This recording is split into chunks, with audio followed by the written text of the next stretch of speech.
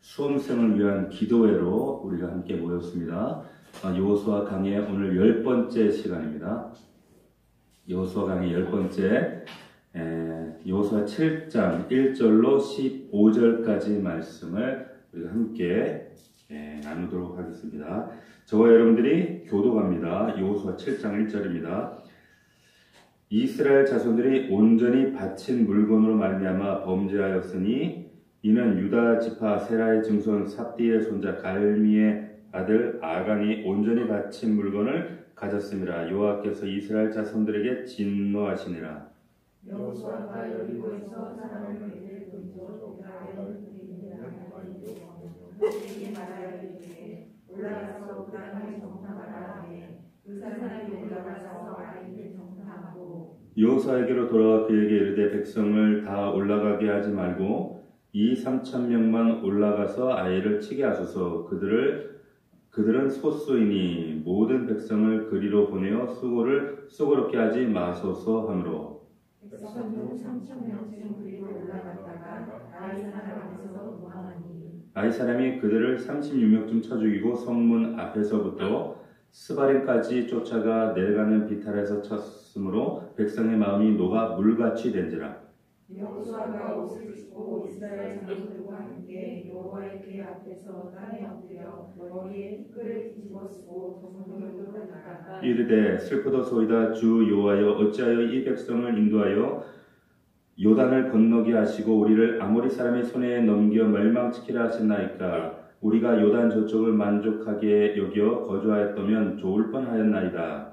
주여 이스라엘이 그의 원수들 앞에서 돌아섰으니 내가 무슨 말을 하오리까. 가나안 사람과 이 땅의 모든 사람들이 듣고 우리를 둘러싸고 우리 이름을 세상에서 끊으리니 주의 크신 이름을 위하여 어떻게 하시려 하나이까 하니 여호와께서 여호수아에게 이르시되 일어나라 어찌하여 이렇게 어겼느냐. 이스라엘이 범죄하여 내가 그들에게 명령한 나의 언약을 어겼으며 또한 그들이 온전히 바친 물건을 가져가고 도둑질하며 속이고 그것을 그들의 물건들 가운데에 두었느니라. 그러므로 이스라엘 자손들이 그들의 원수 앞에 능히 맞서지 못하고 그 앞에서 돌아서나니 이는 그들도 온전히 바친 것이 됨이라. 그 온전히 바친 물건을 너희 중에서 멸하지 아니하며 내가 다시 너희와 함께 있지 아니하리라. 너는 일어나서 백성을 거룩하게 하여 이르기를 너희는 내 일을 위하여 스스로 거룩하게 하라. 이스라엘의 하나님 여호와의 말씀에 이스라엘아 너희 가운데에 온전히 바친 물건이 있나니 너희가 그 온전히 바친 물건을 너희 가운데에서 제하기까지는 내 원수들 앞에 능히 맞서지 못하리라. 너희는 아침에 너희의 지파대로 가까이 나아가 여호와께 꼽히는 그 지파는 그 족속대로 가까이 나올 것이요 여호와께 꼽히는 족속은 그 가족대로 가까이 나올 것이요 여호와께 꼽히는 그 가족은 그 남자들이 가까이 나올 것이며 다같이 온전히 바친 물건을 가진 자로 꼽힌 자를 불사르되 그와 그의 모든 소유를 그리하라. 이는 여호와의 언약을 어기고 이스라엘 가운데서 망령된 일을 행하였음이라 하셨다 하라. 아멘. 자, 오늘 말씀의 제목은 바친 물건입니다. 우리 지난주 말씀을 기억해 보시면 지난주 우리 6장 말씀을 나눴는데 6장 1절에 보면 이런 말씀이 있었습니다. 이스라엘 자손들로 말미암아 여리고는 굳게 닫혔고 출입하는 자가 없더라 그랬어요. 여기 여리고는 굳게 닫혔고. 자, 이 말씀이 등장할 때 분위기가 어떤 분위기였는가 하면 이스라엘 백성들이 이제 요단을 막 건넜습니다. 그래서 또 그 길갈 평지에서 할례와 유월절 의식을 행하고 그들의 믿음을 하나님 기쁘시게 여기시고 군대 장관 하나님 직접 나타나셔서 그들에게 당면하고 있는 이제 가나안 땅의 정복이라고 하는 영적 사명, 내가 너희의 직접 군대 대장이 되어주겠다. 그러니까 이 모든 사항들이 이스라엘 백성들의 입장에서 볼 때는 얼마나 참 감격스럽고 놀랍고 정말 이제 뭐 손에 쥐거나 다름없는 이 영적 전쟁이거든요. 자, 그런 막 사기가 충천했던 그런 그 상황 앞에서 지금 그들에게 맞닥뜨리고는 첫 번째 관문이 뭐냐? 여리고였단 말이에요. 여리고. 그런데 그 여리고, 막상 당면한 현실을 보니까 여리고는 오늘 말씀에 나와 있는 것처럼 여리고는 굳게 닫혀 있는 겁니다. 굳게 닫혀 있어요. 여리고는 굳게 닫혔고, 그러니까 쉽게 우리가 이제 우리의 현실로 번안을 하면 이런 거예요. 우리가 주일날 예배를 충만하게 드리고 또 금요일날 예배 기도를 뜨겁게 하고 받은 약속의 말씀을 마음에 붙들고 소망과 믿음 가운데 나아가는데 막상 현실을 보면 모든 것이 굳게 닫혀 있는 거예요. 막막하고 답답하고 참 가슴이 답답해지는 그런 현실. 분명히 하나님 여리고 주신다고 했는데 당면한 현실을 보면 굳게 닫혔다는 거죠. 뭔가 답답한 현실을 바라보게 되는 거예요. 자, 하나님께서 그런 현실을 바라볼 때 너희에게 물리력을 가지고 정면 돌파해라, 그 성을 깨부셔라 이렇게 하지 않았다는 것이죠. 어떻게 하셨습니까? 하나님 명령이 이랬습니다. 어떤 명령인가? 중앙에 하나님의 언약궤를 세우고 그리고 앞뒤로 너희가 서는데 먼저 그 앞에 제사장이 나팔을 불며 나아가고 너희는 그러면 이제 따라가면서 성을 돌라는 거예요. 빙글빙글 돌아라. 첫날 돌고 마지막 날은 7바퀴 돌아라. 자, 이런 얘기를 하면 우리가 어떤 믿음의 얘기를 혹은 믿음의 간증이나 또 믿음으로 우리가 해야 할 바를 나누게 되면 에이 바보 같은 소리 하고 있네. 에이 또 설교하고 있네. 혹은 이런 얘기 들을 때 반응은 비상식적인 소리 하고 있네. 이런 반응을 한단 말이죠. 첫날 돌아왔어요. 둘째 날 돌아왔어요. 셋째 날 돌아왔어요. 넷째 날, 다섯째, 여섯째 돌아왔어요. 이쯤 되면 반응이 거 봐 이렇게 나온단 말이에요. 믿어도 소용없네. 거 봐 쓸데없는 짓 하고 있네. 여섯째 날까지 꼼짝하지 않았단 말이죠. 전혀 막막함이 달라지지 않는단 말이에요. 자, 지금 성경에는 여섯째 날로 표현되어 있지만 우리의 삶에는 그 몇 달이 될 수도 있고 혹은 길게는 몇 년이 될 수도 있단 말이에요. 그런데 우리가 알아야 될 게 뭐냐면 누구든 우리 안에서도 거봐 에이 이런 반응이 나올 때 에이 말씀이고 현실은 현실이지 이런 반응이 나올 때 여러분 그러나 우리 끝까지 말씀 붙들어야 된다는 거예요. 잘 보십시오. 여러분 기적은 제가 지난주에 말씀드렸어요. 기적은 점진적으로 일어나지 않습니다. 하루 돌면 하루만큼 여리고성이 무너지고 둘째 날 또 이만큼 무너지고 셋째 날은 또 이만큼 무너지고 이러질 않고 하나님은 그런 방식으로 일하시지 않는다는 거예요. 기적은 그렇게 오지 않죠. 되게 우리 삶의 기적도 마찬가지예요. 그 기적은 여리고성은 조금씩 무너져 내리지 않았다는 사실이 굉장히 중요합니다. 그럼 어떻게? 언제 무너졌어요? 언제 무너졌다 말씀드렸어요? 이걸 잘 기억하셔야 돼요. 우리의 순종이 완료되는 순간에 일시에 무너집니다. 아멘? 아멘이십니까? 이걸 여러분의 삶간에 잘 한번 회고해 보세요. 내 삶의 기적이 언제 있었던가? 하나님은 언제 역사하시는가? 매번마다, 매 순간순간 하나님 우리에게 기적을 주시진 않아요. 하지만 그런 찰나의 순간은 언제 우리의 순종이 완료될 때, 7일째, 우리의 믿음의 임계점이 완료되는 그 시점에 그때에 하나님께서 우리에게 이루고자 하시는 그 기적이 이루어지게 된다라고 하는 거예요. 그래서 그 시간들이 굉장히 길 수도 있어요. 지리할 수도 있어요. 굉장히 낙심될 수도 있어요. 힘들 수도 있어요. 그러나 그 순간은 여리고성은 순간에 무너집니다. 믿을 수 있기를 축복합니다. 이걸 좀 경험하시면 좋겠단 말이에요. 자, 그렇기 때문에 전혀 일어날 것 같지 않은 순간에 우리가 하나님 앞에 그 순종을 완료할 때, 그럴 때에 온전한 순종이 될 때 여리고 성이 무너집니다. 제가 역으로 그런 질문 드렸어요. 그러면 왜 무너지지 않는가? 아직 내가 온전한 순종이 되어지지 못했구나. 아직 나는 미완료구나. 그럼 그걸 뭔가를 우리가 빨리 캐치해내는 게 아주 중요하다는 거죠. 자, 지난주 말씀은 간단합니다. 기적은 점진적으로 이루어지지 않는다. 이것만 기억하시면 돼요. 이것만 기억하십시오. 그리고 이제 오늘 7장으로 왔습니다. 오늘 7장에 보면 여호수아가 이끄는 그 이 백성들이 이제 여리고에서 대승리를 거둡니다.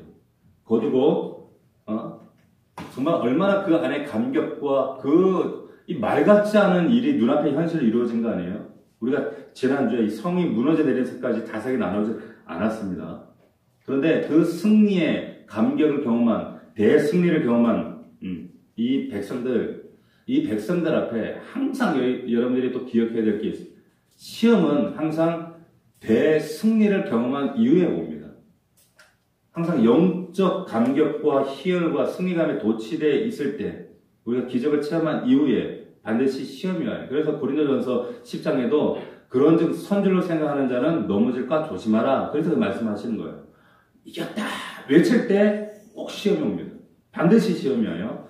섰다 생각할 때 교만하고 나태해지고 무기력해지고 무절제해진다. 무절제. 이유가 뭘까?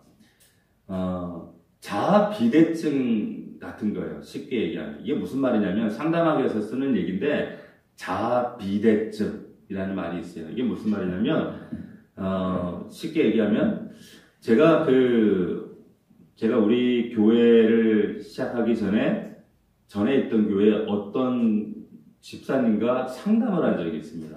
상담을 했는데 그 딸 아이를 둔 집사님이었는데 이 딸 아이의 문제가 어떤 문제냐면 이 아이가 중학교 때부터 유독 이렇게 그 학교 생활에 적응을 못하는 거예요. 적응을 하지 못하고 혼자만 지내요. 그냥 아이들하고 거의 소통을 못하는 거예요. 혼자만 이렇게 외톨이처럼. 근데 얘가 뭐 학교 공부를 못하냐? 또 그것도 아니에요. 공부를 굉장히 탁월하게 잘해요. 전교 1등, 1, 2등을 거의 뭐 이렇게 놓치지 않는 그런 아이인데, 그러니까 그런 고민을 하다가 얘가 고등학교 가면 좀 나아지겠지. 얘가 공부를 워낙 잘하니까 자사고를 준비를 했어요. 그래서 자사고를 결국 갔어요. 자사고를 갔는데 자사고에 들어가고 나면 좀 달라지겠지 했는데 학교를 갔는데 더 심해지는 거예요. 더 심해지고 아이들과 어울리지 못하고 외톨이가 되고 그런데 공부는 또 기가 막히게 잘하는 거예요. 고등학교 가서도 그 중학교 때도 학군이 센 지역이거든요. 그 지역이. 그런데 거기서도 잘했는데 자사고 가서도 전교 1등 하는 거예요. 그런데 애가 이게 학교 아이들하고는 어울리지를 못해. 그러니까 외로운 거예요. 야. 근데 왜 그럴까? 애가 이제 너무 탁월하니까 그래서인지 몰라도 얘가 굉장히 이렇게 자존감이 하늘을 찔러요. 제가 만나서 얘기를 해보면. 근데 뭐라고 하냐면 자기는 이제 한마디로 요약하면 이거예요. 자기는 남들보다 다른 아이들보다 굉장히 나는 우월한 존재고 내 주변에 내 친구들은 다 열등한 존재야. 얘가 이렇게 생각을 하고 있는 거예요. 근데 그도 이제 그럴 만한 이유가 있는 게 애가 워낙 똑똑해. 같이 대화를 해보면 어른도 탐복할 정도로 얘가 똑똑해요. 아는 것도 많고. 자, 얘가 워낙 똑똑하다 보니까 평상시에 이제 학교에서도 이렇게 주목을 받고 동경을 받고 그러다 보니까 애들이 야, 쟤는 우리랑 좀 다른 좀 차원이 다. 쟤는 넘사벽이야. 쟤는 근본적으로 나하고는 달라. 막 이렇게 그런 얘기를 듣고 그러다 보니까 아이 속에서 그래 나는 좀 달라. 다른 존재지. 그러다 보니까 교만하고 그 교만함이 굉장히 자기가 개인화시킨 거예요. 사실은. 자, 제가 봤을 때도 그래요. 제가 봐도 그렇더라고요. 굉장히 좀 이기적이고 아주 좀 독특한데. 근데 얘의 반응은 워낙 이제 자기가 이제 좀 남들과는 좀 다르다는 그런 생각을 하고 있으니까 아이들하고 부대낌 있으면 이제 항상 반응이 이런 거예요. 지까지 것들이 저것들이 감히 나한테? 너희들이 나한테 이런 걸 요구해? 이런 반응이야 감히? 그러니까 자기 우월주가 굉장히 심한 아이예요. 굉장히 심한 거예요. 그러면서 애들을 막 다 무시해. 저것들이 저렇게 나한테 하는 건 수준이 저렇기 때문에 그래. 수준이 그래서 그래. 자, 잘 보세요. 제가 왜 이 얘기를 드리냐면 최근에 이제 어떤 우연히 들은 얘기가 아이들 중에 마스크를 쓰지 않으려고 하는 애들이 있다는 거예요. 왜 그러냐면 아니 내가 안 쓰겠다는데 그럼 나를 배려해서 학교 측에서도 이렇게 배를 해줘야지 이런 방식으로 나오는 아이들이 있어요. 자, 앞에 말씀드렸던 그 상담했던 그 아이나 요즘에 뭐 마스크 안 쓰겠다고 버티다가 막 학교에서 무리를 일으킨 아이들이나 이 아이들이 뭐냐면 일종의 이런 증상들을 자기 비대증이라 그래요. 상담학에서 쓰는 표현으로 자기 비대증. 이게 무슨 말이냐면 모든 사고의 중심을 나로 생각하는 거예요. 나. 자기만 특별한 대우를 받을 그런 권리가 있다라고 생각하는 거예요. 이걸 자아 비대증, 상담학에서 이제 자아 비대증이라고 하는데 지나치게 자기 중심적으로 살거나 너무 부모가 막 아이를 개인적으로 이쁘게 막 이렇게 키우거나 그런데 이렇게 어른들 중에도 있어요. 어른들 가운데도 뭐 이렇게 자기의 어떤 사회적 위치나 또는 뭐 어떤 성취나 이런 것들을 굉장히 과시하듯 이렇게 얘기하시는 분들이 있잖아요. 자기가 이런 사람이라고 이렇게 과시하듯 얘기하시는 분들, 이런 분들도 사실은 일종의 상담학에서 혹은 영적으로는 자아 비대증이라고 이렇게 표현을 해요. 그러니까 극히 자존감이 높아도 문제예요. 그럼 모든 것이 자기 중심, 다 모든 것을 이제 열등한 존재로 취급하거나. 근데 또 반대로 굉장히 자기 연민에 쌓여 있는 분들이 있어요. 한없이 자기를 불쌍하게 여기는 거야. 근데 이런 것들도 일종의 자아 비대증인 경우가 많이 있습니다. 자, 영적으로 보면 신앙에서 자아 비대증이라는 것은 뭐냐면 하나님에 대한 의존 감각이 현저히 떨어지는 상태를 자아 비대증이라고 그래요. 하나님 없어도 되는 거예요. 하나님에 대한 의존증이 아예 그냥 감각이 상실되어 버려요. 자, 오늘 이스라엘의 이 실패의 원인이 거기 있는 겁니다. 집단적으로 지금 하나님에 대한 의존 감각이 사라진 지금 자아 비대증 상태에 빠지는 거예요. 자, 왜 그런가? 오늘 이제 2절, 3절에 보면 지금 여리고성을 정말 대승리를 경험하고 나서 지금 어처구니없는 실패를 경험하는 거잖아요. 근데 여기 7장, 왜 이런 일이 발생했는가? 7장 2절에 보니까 여호수아가 여리고에서 사람을 베델 동쪽 베다웬 곁에 있는 아이로 보내며 그들에게 말하여 이르되 올라가서 그 땅을 정탐하라 하매 그 사람들이 올라가서 그 아이를 정탐하고 3절 다 같이 읽습니다. 시작. 여호수아에게로 돌아와 그에게 이르되 백성을 다 올라가게 하지 말고 이 3,000명만 올라가서 아이를 치게 하소서. 그들은 소수이니 모든 백성을 그리로 보내어 수고롭게 하지 마소서 하므로.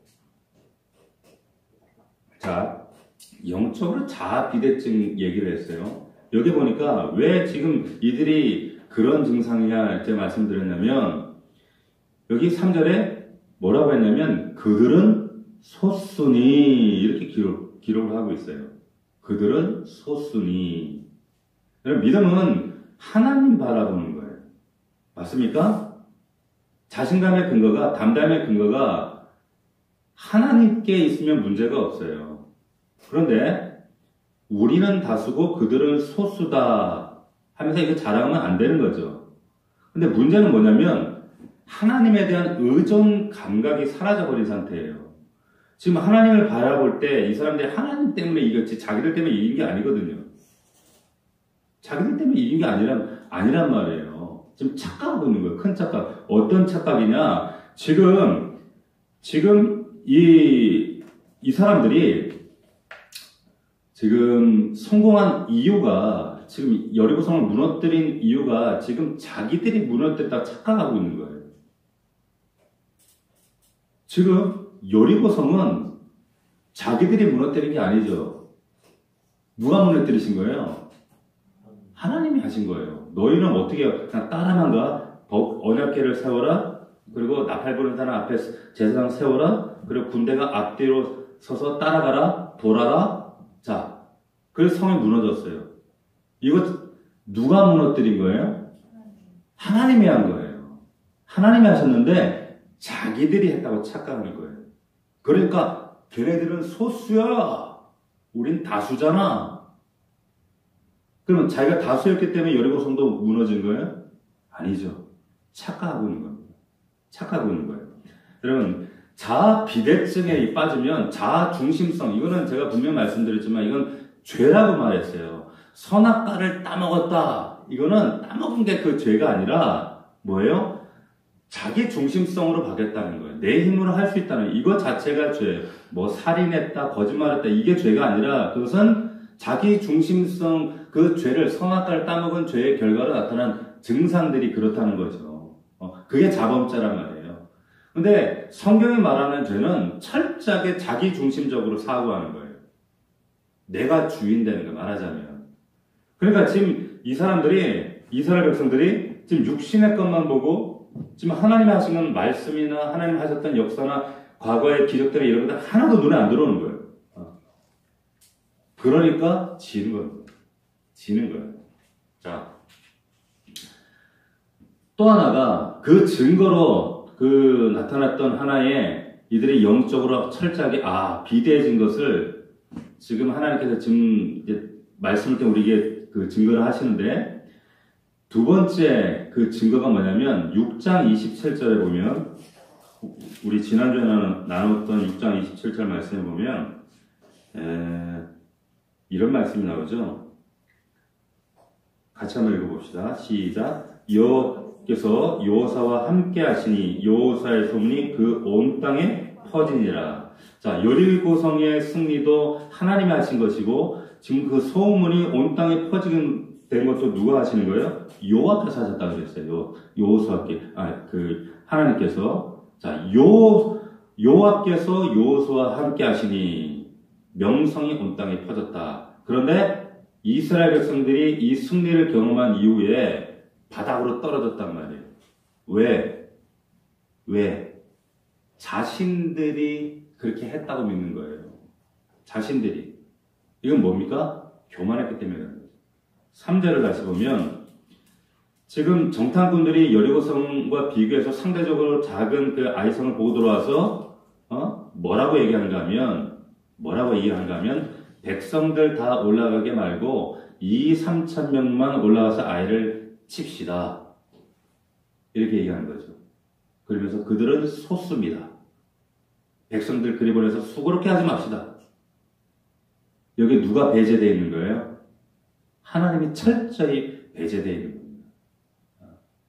완전히 착각에 빠지는 거죠. 왜? 교만하니까.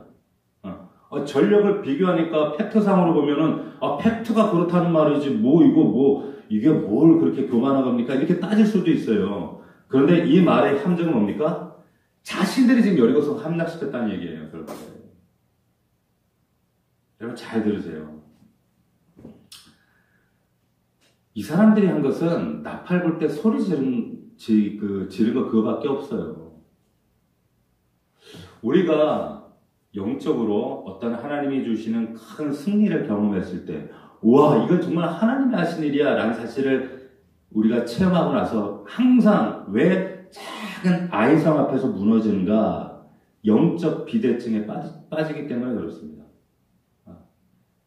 인간은요, 굉장히 여러분들이 생각하는 것보다 정말로 심하게 간사해요. 우리 생각이 금세 자기 중심성으로 돌아와요. 내 중심적으로 해석을 해요. 그래서 하나님 하신 것도 우리가 다 쓰고 우리가 했잖아요. 그러니까 우리 수고롭게 하지 맙시다. 간단하게 우리 힘으로 옛날에 했던 것처럼 우리 힘으로 처리합시다. 이렇게 나와요. 그래서 아이성 앞에서 어처구니없는 이런 패배를 경험하게 되는 겁니다. 항상 하나님 은혜 많이 받았을 때 내가 충만하다 여길 때 그때 큰 시험 온다는 거 여러분들이 꼭 기억하셔야 됩니다. 꼭 기억하셔야 돼요. 아이들도 있잖아요. 모의고사 딱 치고 나면 점수가 좀 잘 나오면 와 이제 스카이가 내 발 밑에 있는 것 같고 대학교가 내 발 밑에 있는 것 같고 딱 교만하다 그 다음 달 시험 가서 또 팍 무너져. 또 세상 다 이제 무너진 것처럼 탄식하다. 우리 아들이 그렇다는 얘기가 아니라 그런 경우가 굉장히 허다해요. 그러니까 모의고사 잘 본 거 가지고 까불고 그럴 필요가 없어. 지금 대선 토론하고 경선하고 그러잖아요. 여론 추입 실제가 중요해요. 실제 정말 하나님이 붙들고 있냐 안 붙들고 있냐 이게 중요한 거지. 내가 했니 어쩌니 이거 까불고 큰 소리 치고 그거 정말 교만해요. 정말 우리는 하나님 손 위에 올려진 붙들려져 있는 존재라는 이거 잊어버리시면 안 돼요. 은혜 받을 땐 좋았다가 금세 잊어버려요. 하나님은 우리가 영적으로 이렇게 비대해져 있을 때 자기 중심적으로 모든 것들 하나님 주신 은혜를 망각해버리고 정말 내 생각과 내 옛날 방식대로 다시 회개해서 돌아 살고 있을 때 그러면 그래 놔두시지 않아요. 반드시 아이성을 통해 깨닫게 하신단 말이에요.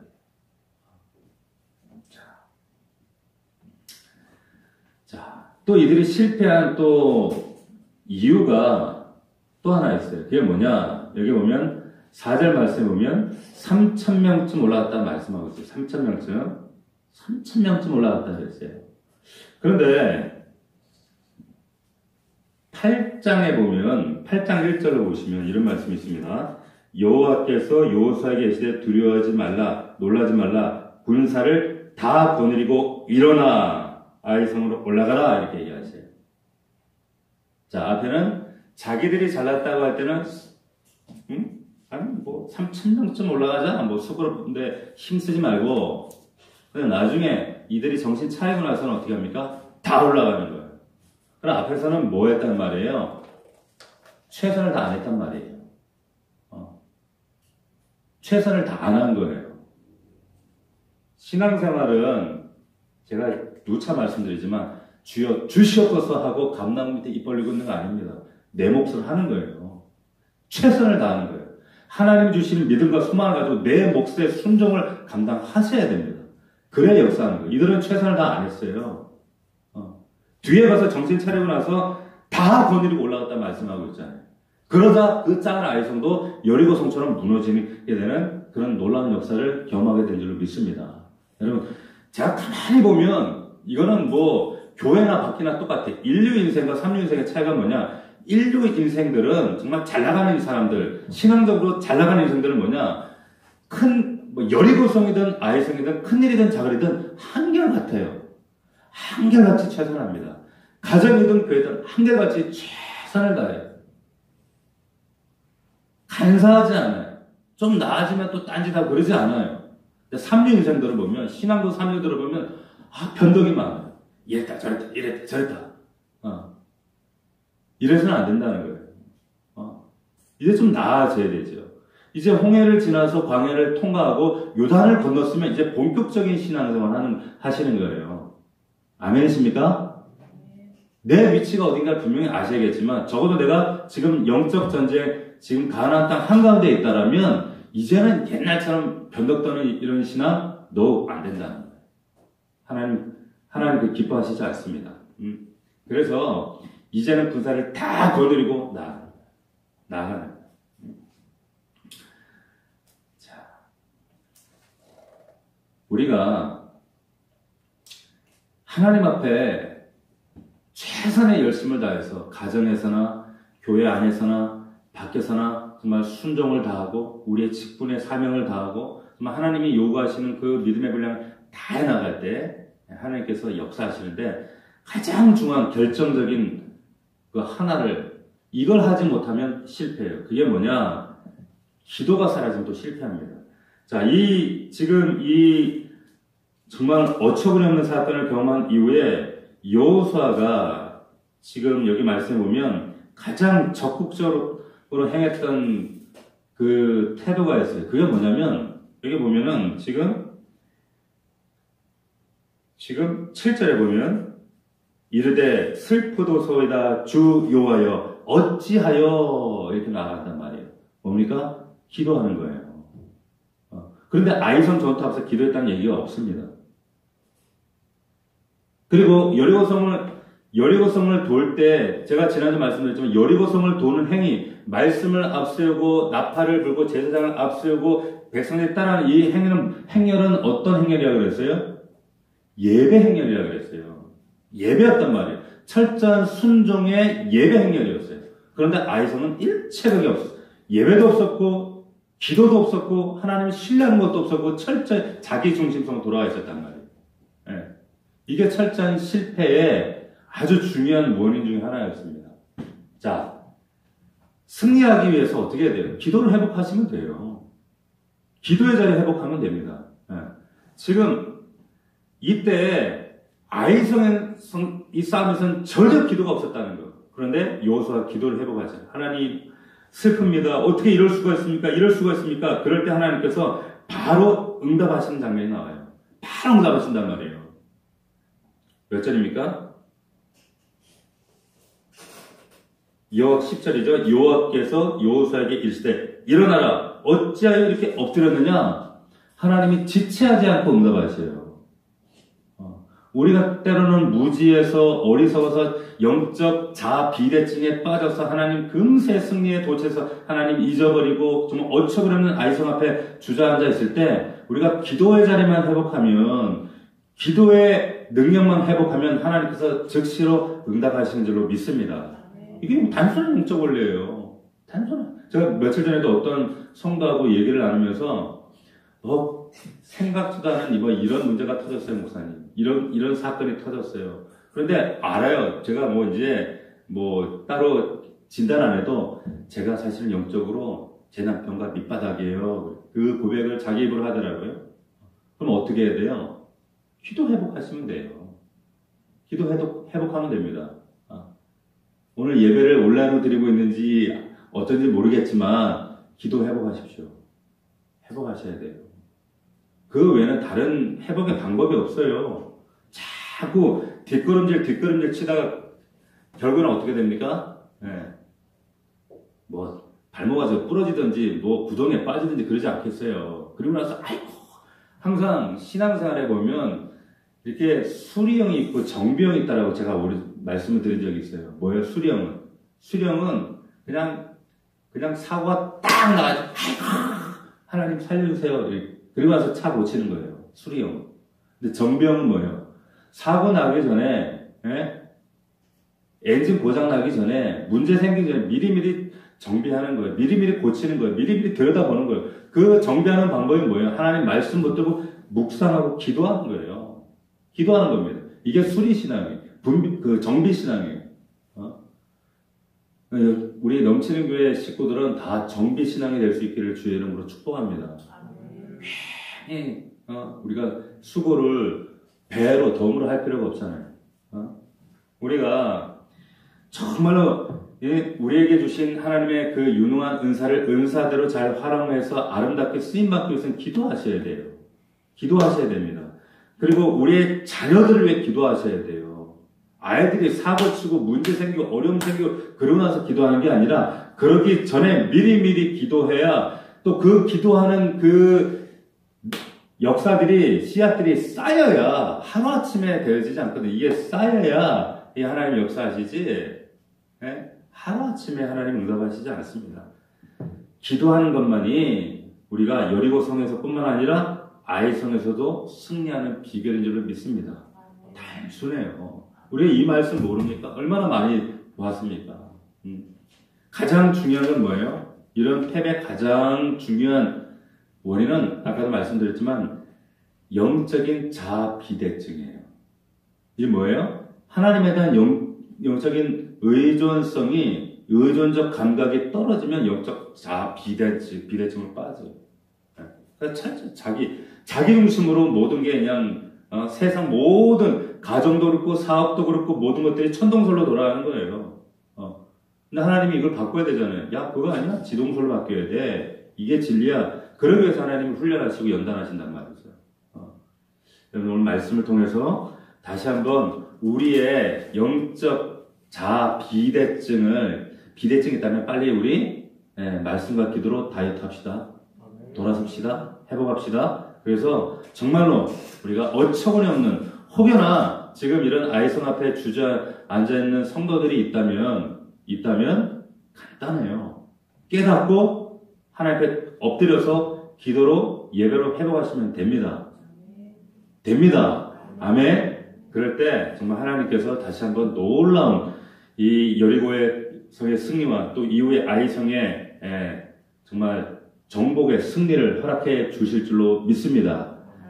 그런 놀라운 은혜를 체험하는 저와 여러분들이 되기를 주의 이름으로 축원합니다. 자, 기도하겠습니다. 시간 기도하실 때 하나님 우리가 영적으로 자아 비대증에 빠져서 내 삶에, 내 일상에 함몰되어져서 정말 하나님 앞에 기도로 심어야 될 것들을 심지 못하고 나아가지 못하고 믿음으로 서지 못한 것 용서해 주십시오. 아버지 하나님, 이 시간 우리가 금요 부흥회를 통해 또한 우리 수험생 아들, 우리 자녀들 위해 기도하러 모였습니다. 또한 우리 자녀들 위해 기도하기 위해 모였습니다. 아버지 하나님, 역사하여 주옵소서. 다시금 우리가 말씀을 통해 깨닫고 회복할 수 있도록 역사하여 주시옵소서. 우리 간절한 마음으로 우리 주여 3번을 간절히 부르고 뜨겁게 기도로 나아갑니다. 주여, 주여, 주여.